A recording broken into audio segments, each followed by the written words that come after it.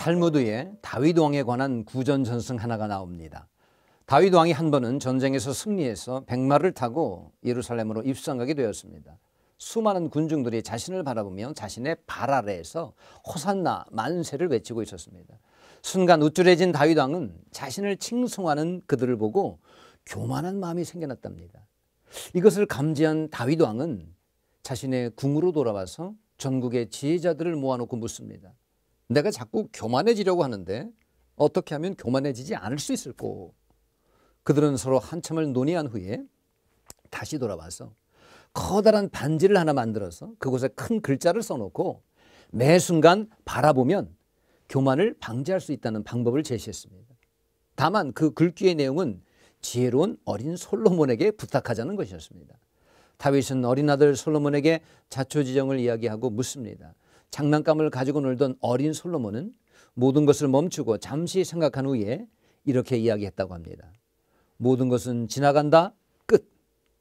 다윗 왕은 이런 솔로몬의 이 한마디에 감탄하고 자신의 반지에 이 말을 새겨놓고 자신의 권력도 부도 명예도 결국 지나갈 것이라는 사실을 되뇌이면서 겸손한 마음을 지녔다는 그런 이야기입니다. 그렇습니다. 겸손할 수 있는 마음은 바로 여기에서 시작되는 것 같습니다.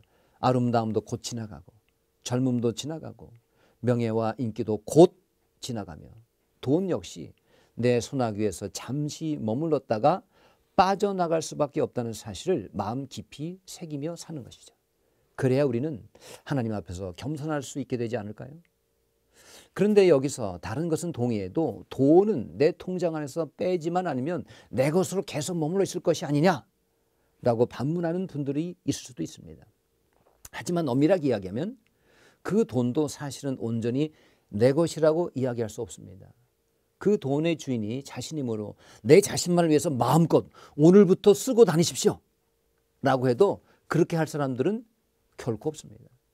좋은 모피코트를 사서 입고 엄청나게 비싼 자동차를 사서 막 타고 다니면서 비싼 음식을 먹으면서 좋은 크루즈 여행을 즐기라고 하면 여러분 그렇게 할 수 있을까요? 우선 겁이 나서 못합니다. 그동안 모으느라고 수고했으니 얼마 남지 않은 인생이니까 건강 있을 때 마음껏 쓰십시오. 제발 부탁이니까 라고 말씀드려도 벌벌 떱니다. 못합니다. 그럼 당신은 그 돈의 주인, 진정한 주인 맞습니까, 여러분? 그 돈을 소유한 분 맞습니까? 주인이라는 자신을 온전히 영화롭게도 못하며 전부 다 자신을 위해서 쓰임받지도 못할 것을 어찌 자신이 소유주라고 할 수 있단 말입니까? 돈은 돌고 돌다가 잠시 머물 곳을 찾는데 그 머물 곳이 나였던 것뿐입니다. 또 언젠가 다른 사람의 손아귀로 돌아가 머무르게 될 것 아니겠습니까? 그래서 출애굽한 이스라엘 백성에게 하나님께서 거듭 강조하신 것이 바로 낮아지고 또 낮아지라는 것이었습니다. 이스라엘 백성에게 양식을 주실 때도 이왕 주실 것이면 통 크게 1년 이상 풍년을 주셔서 양식을 넉넉하게 주실 것이지 하나님께서 주실 때는 하루 먹을 것만 감질나게 주신 이유가 무엇이었을까요?